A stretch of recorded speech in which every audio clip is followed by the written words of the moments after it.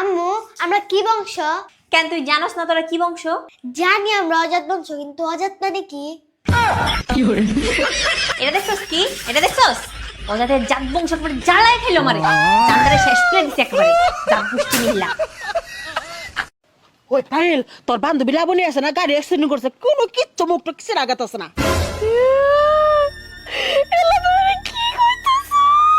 আরে বান্ধবী লেগাল তোর এত মায়া, এবে করে কান্দছাস? বান্ধবীর জন্য মায়া না, আমার জামা কাপড়ের জন্য মায়া গো। আমার এত দামি 30-20টা ছায়া নিয়ে পড়ছিল।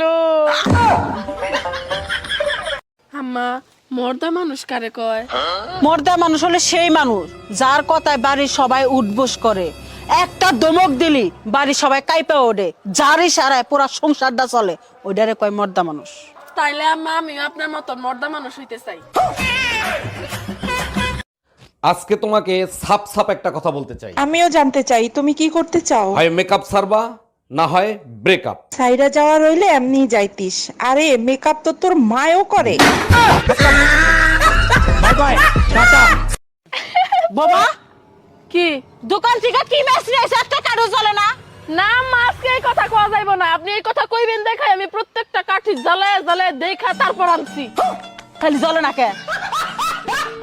আসি মা ইফতার পাঠাইলো। আচ্ছা গেদি খারাও, এই যে নাও।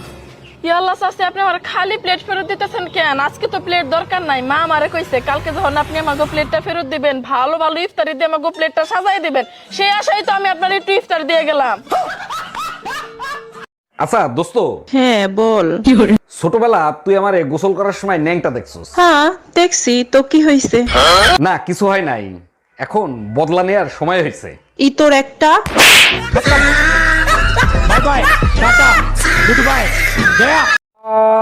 কি রে দোস্ত, কি হয়েছে তোর? 3টা দাঁত ভেঙে গেছে দোস্ত। ও মাই গড, 3টা দাঁত ভাঙলো কি করে? বউ সকালে শক্ত রুটি খাইতে দিছিল। তুই খাইলি কেন? নিষেধ করতিস? নিষেধই তো করছিলাম।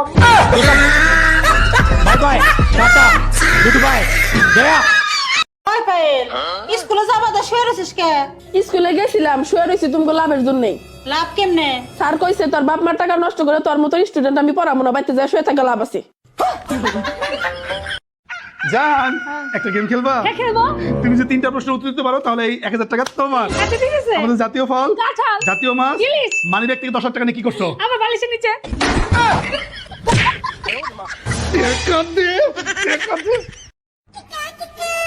হ্যাঁ গো, বলো।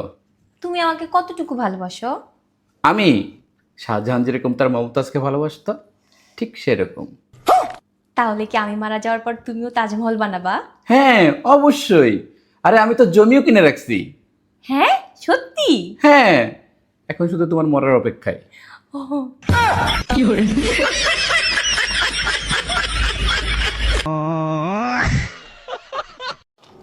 আম্মা, এই বাড়িতে বউ হয়ে আসার পর থেকে দেখতেছি আপনি শশা খান। সমস্যাটা কি আপনার? এত শশা খান কে? খালি তোমার বিয়ের পরে থেকে খাইলে তো আমার বিয়ের পরে থেকে আমি শশা খাই। শশা খাইলে চেহারা সুন্দর থাকে, উজ্জ্বল হয়। আরে আম্মা, আমার শ্বশুর মনে হয় সারা জীবনে মিথ্যা সান্ত্বনা দিয়ে গেলেন। কয়লা ধুলে কি আর ময়লা যাবো? মা, আমি পরীক্ষায় ফেল করছি। আরে মা কান্দে না, এবার ফেল করছে সাথে কি হয়েছে, সামনের বার তো পাস করবি। আম্মা, আমি অনাবরকে ফেল করছি।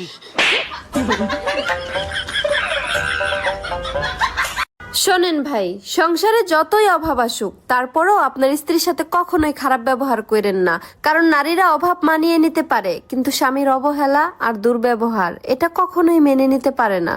মন থেকে উঠে গেলে যত ভালো সম্পর্কই হোক না কেন, আগের মতো আর টান থাকে না।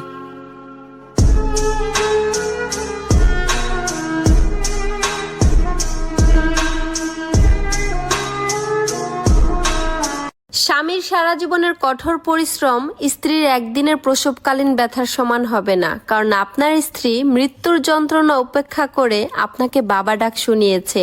তাই স্ত্রীকে অবহেলা নয়, সব সময় সম্মান করা উচিত। বাইরে স্ত্রীর মূল্য আপনি সেদিনই বুঝতে পারবেন যেদিন আপনার পাশে কেউ থাকবে না, এমনকি আপনার নিজের বাবা মাও আপনার পাশে থাকবে না। আপনার ভাই বোন এরাও একদিন যার যার মতো সংসার সাজিয়ে নিজেদের মতো চলতে থাকবে। এটাই বাস্তব। স্ত্রীকে মূল্য দিতে শিখুন, ভালোবাসতে শিখুন, দেখবেন আপনার সংসারটা সুখের স্বর্গ হয়ে যাবে। এই নারী, তোমার চোখের পানি ফেলে কেন তুমি তাকে ভালোবাসা বোঝাতে যাও?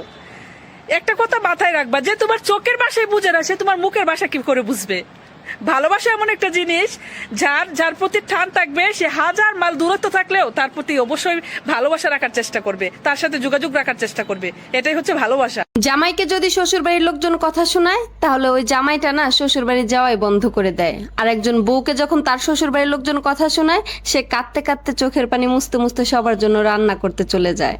একটা তিতা বাস্তব কথা কি জানেন? টাকা ছাড়া কোনো বন্ধু হয় না, চেহারা ছাড়াও প্রেম হয় না, আর স্বার্থ ছাড়া কেউ আপনাকে আপন ভাববে না। কথাটা তেতো লাগলেও এটাই বাস্তব। আমার ভাগ্যে এতটুকু দুঃখ থাকতো না যদি আমার ভাগ্য লেখার দায়িত্বটা আমার মায়ের হাতে থাকতো।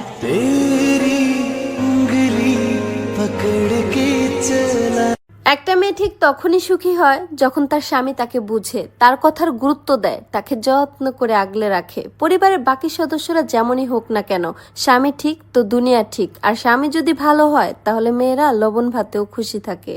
গরিব আর বড় লোকের মধ্যে খুব কমন একটা পার্থক্য কি জানেন? যখন কোনো গরিব মানুষের বাড়িতে বড় লোক আত্মীয় আসে তখন তারা এত বেশি খুশি হয় মনে হয় যে আকাশের চাঁদ আসছে, অনেক বেশি আদর আপ্যায়ন করে। আর যদি কোনো গরিব আত্মীয় বড় লোক আত্মীয়ের বাসায় যায় তখন তারা বিরক্ত হয়। কেউ যদি তোমার মনে দুঃখ দেয় তাহলে কিছু মনে করো না, কারণ একটা কথা মনে রেখো, মানুষ সেই গাছেই বেশি ঢিল ছুঁড়ে যেই গাছের ফল অনেক মিষ্টি। ওহে পুরুষ, তুমি যদি এটা ভাবো যে নারীকে লক্ষ টাকার শাড়ি গহনা দিয়ে তুমি সংসারে আটকে রাখবে তাহলে তুমি ভুল ভাবছো। তুমি হয়তো জানোই না যে নারীরা যেখানে মানসিক শান্তি খুঁজে পায় সেখানে সে 20 টাকার কাচের চুড়িতেও আজীবন থেকে যায়। জামাই যদি খারাপ হয় তখন মেয়ের মা বলে, কি করবি মা, ধৈর্য ধরে সংসারটা কর, নিশ্চয়ই তোর কপালেও একদিন সুখ হবে। আর যদি বউটা খারাপ হয় তখন ছেলের মা বলে, বাবা ওরে তালাক দিয়ে দে, তোরে ওর থেকেও ভালো বউ বিয়ে করাবো। ঠকানোর আগে প্রত্যেকটা মানুষই এই কথাটা বলে, তুমি অনেক ভালো কাউকে ডিজার্ভ করো আর আমি তোমার যোগ্য না। ওরে বাটপার, কাউকে ঠকানোর আগে, কাউকে ভালোবাসার আগে তোমার মনে ছিল না যে তুমি তার যোগ্য না? আর এইগুলারে সবসময় কানের নিচে দুইটা দিয়া বুঝাই দিতে হয় আসলেই সে তোমার যোগ্য ছিল না। এই পৃথিবীতে সব থেকে বড় বেঈমান হচ্ছে নিজের মন, যে নিজের হয়েও অন্য একটা মানুষের জন্য কাঁদে। সত্যি।